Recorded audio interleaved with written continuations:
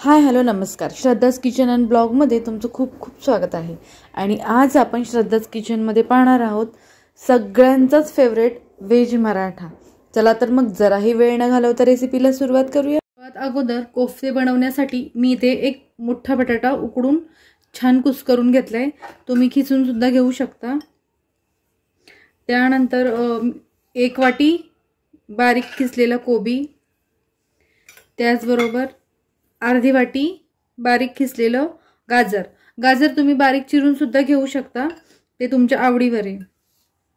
पाव कप बारीक चिरलेली कोथिंबीर, त्यानंतर 1 चमचा लाल तिखट, मिरच्या बारीक चिरून, 1 इंच आलं बारीक चिरलेलं,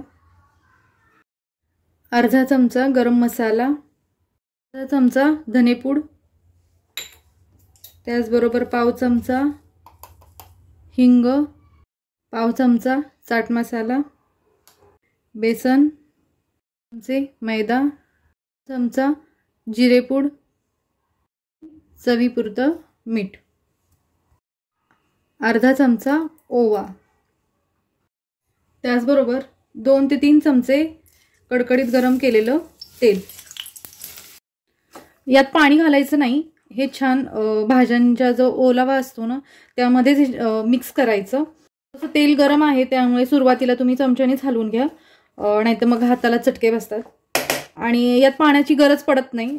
भाज्यांचा जो ओलावा आहे त्याच्यामध्येच भाज्या आपल्या छान मिक्स होतात. दोन्ही हाताने असं छान भाज्या मिक्स करून घ्यायच्यात. तुम्हाला जर वाटलं की थोडंसं सैल झाले तर तुम्ही त्याच्यामध्ये थोडंसं बेसन पेस्ट किंवा मैदा तुम्ही ॲड करू शकता.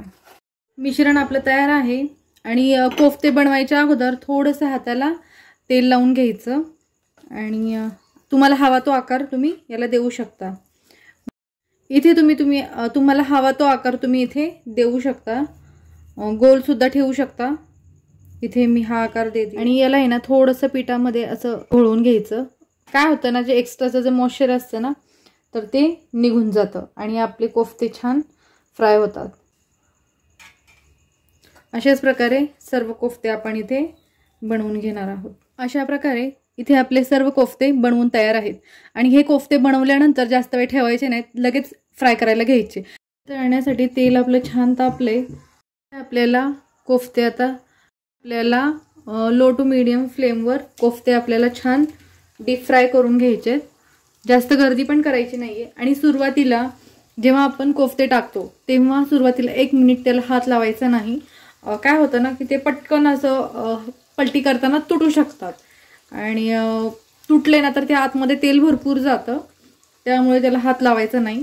1 मिनिट भरानंतर आपण कोफ्ते छान पलटी करून घेणार आहोत. तुम्ही बघू शकताय इझिली आपण त्याला पलटी करू शकतोय कोफ्त्यांना. मध्ये मध्ये छान कोफ्त्यांना हलवायचे, म्हणजे एकाच सर्व बाजूनी ती छान भाजली जातात, एक साईडनीच करपत नाहीत. अगदी हलक्या हातानेच त्याला पलटी करायचे. इथे तुम्ही बघू शकताय कोफ्ते आपले छान खरपूस भाजलेले आहेत. हे बघा. आता आपण याला काढून घेणार आहोत.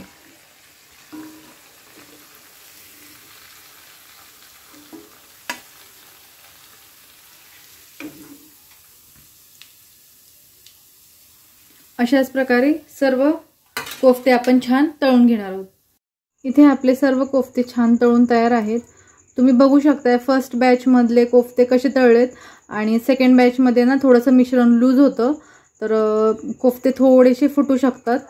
तर हे बघा, मी खास तुम्हाला दाखवण्यासाठी आहे ना परत त्याच्यामध्ये पीठ ॲड नाही केलं की तुम्हीही चूक करू नका. आपण जेव्हा हे कोटिंग करतो ना तेव्हा कोफ्ते छान तळले जातात आणि जास्त वेळ ठेवायचे नाही, लगेच तळून घ्यायचे. कोफ्ते तर तयार झाले. आता आपण कोफ्त्यांच्या ग्रेव्हीसाठी वाटण तयार करणार आहोत. त्यासाठी 1 अर्धी वाटी तळलेला कांदा, त्यातच मी घातली आहे बडीशोप, 1 चमचा धने, 2 ते 3 चमचे बारीक किसलेलं खोबरं, 1 चमचा तीळ, 5-6 काजू भिजवले होते ते घेणार आहे, 1 चमचा कांदा लसूण मसाला, 1 चमचा लाल तिखट, 7 ते 8 लसणाच्या पाकळ्या, त्याचबरोबर मी इथे थोडे खडे मसाले घेतलेत. त्यामध्ये आहे बडी वेलची, विलायची, दालचिनी, 2-4 काळी मिरी आणि यामध्ये ना थोडंसं जावित्री पण घातलेलं आहे मी. हे सर्व मिश्रण मिक्सरला छान बारीक वाटून घ्यायचे आपल्याला. इथे वाटण आपलं छान तयार आहे. यामध्ये ना वाटताना थोडंसं 1/2 कप पाणी घालायचंय, त्यामुळे वाटण छान असं बारीक होतं, त्याची पेस्ट होते. आपण आता ग्रेव्हीला सुरुवात करणार आहोत. ग्रेव्ही बनवण्यासाठी मी 2 ते 3 चमचे तेल गरम करत ठेवले. तेल छान तापलं की त्यात घालायचे 1 चमचा जिरं, त्याचबरोबर 4-5 लसणाच्या पाकळ्या त्या बारीक छान चिरून घेतल्या. एक अर्धा इंच आलं किसून घेतलंय छान. लसूण छान लालसर होऊ द्यायचं आहे, म्हणजे त्याचा आहे ना कच्चा वास निघून जातो. लसूण छान भाजला की त्यात घालायचं आहे एक मोठा कांदा बारीक चिरून घेतलाय. तुम्ही ह्याला किसून सुद्धा घेऊ शकता. आणि कांदा छान लालसर रंगावर भाजून घ्यायचा आहे. एक 3-4 मिनिटानंतर कांदा आपला छान तांबूस रंगावर भाजला गेलाय. आता यात ॲड करायचे आपल्याला मगाशी आपण वाटून घेतलेलं वाटण. वाटण छान तेल सुटेपर्यंत आपल्याला भाजून घ्यायचे.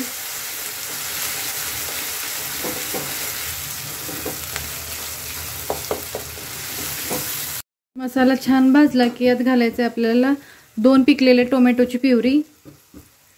छान मिक्सरमधनं बारीक करून घ्यायचे. ग्रेव्ही आपल्याला छान तेल सुटेपर्यंत परतून घ्यायची. तुम्ही बघू शकता आपल्या मसाल्याला छान तेल सुटलेलं आहे, म्हणजेच आपला मसाला छान भाजला गेलाय. तर आता या स्टेजला आपण यात ॲड करणार आहोत 2 ते 3 कप गरम उकळतं पाणी. पाणी गरमच घालायचंय, म्हणजे कसं भाज्यांची टेस्ट छान येते जरा. इथे तुम्हाला ग्रेव्ही किती घट्ट किंवा पातळ हवी आहे त्यानुसार तुम्ही पाणी कमी जास्त करायचंय. इथे मी 2 ते 3 कप पाणी याच्यामध्ये ॲड केले आणि एक हाय फ्लेमवर छान उकळी काढून घेणार आहे. ग्रेव्ही छान शिजली आहे आणि ग्रेव्हीने आपल्या छान तेलही सोडलेलं आहे. तर या स्टेजला आपण इथे घालणार आहोत दुधावरची साय किंवा फ्रेश क्रीम सुद्धा घालू शकता. त्याचबरोबर चवीपुरतं मीठ. मीठ आपण कोफ्त्यांमध्ये पण घातले त्यामुळे थोडंसं कमीच घालायचं. आणि छान मंद गॅसवर उकळी काढायची. थोडीशी कसुरी मेथी छान हातावर चोळून घालायची. आणि त्याचबरोबर 2 चमचे टोमॅटो सॉस.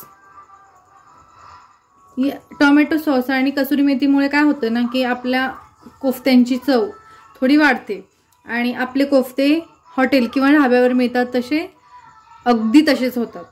तर आता ह्याच्यामध्ये एक छोटीशी उकळी काढायची आपल्याला. त्यानंतर आपण यामध्ये कोफ्ते ॲड करणार आहोत. ग्रेव्हीला छान उकळी आली आहे आपल्या. आता या स्टेजला आपण इथे ॲड करणार आहोत कोफ्ते. कोफ्ते यामध्ये ॲड केल्यानंतर एक 2-3 मिनटं छान ग्रेव्ही झाकण न ठेवता शिजवून घ्यायची. कोफ्ते शिजतायत तोपर्यंत आपण त्याच्यासाठी एक स्पेशल तडका तयार करून घेणार आहोत. तर त्यासाठी मी इथे घेणार आहे 2 मोठे चमचे तेल. याऐवजी तुम्ही तूपही घेऊ शकता.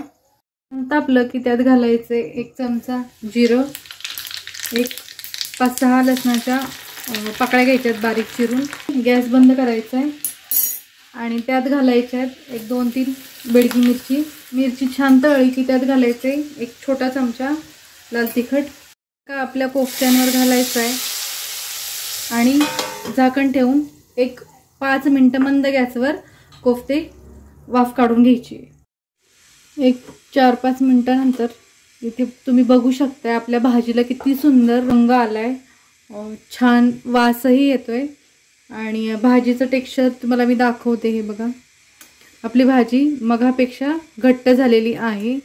हे बघा आपल्या कोफ्त्यांनी ना ग्रेव्ही शोषून घेतलेली आहे त्यामुळे आपली ग्रेव्ही पण घट्ट झाली आहे.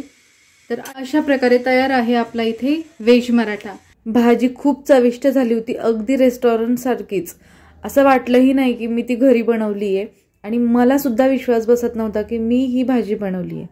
तर मग ही रेसिपी तुम्हाला कशी वाटली आणि हो तुम्ही एकदा नक्की ट्राय करा. रेसिपी आवडल्यास व्हिडिओला लाईक, शेअर आणि चॅनलवर नवीन असाल तर सबस्क्राईब करायला विसरू नका. तर पुन्हा भेटूया अशाच नवनवीन रेसिपीसोबत. तोपर्यंत धन्यवाद.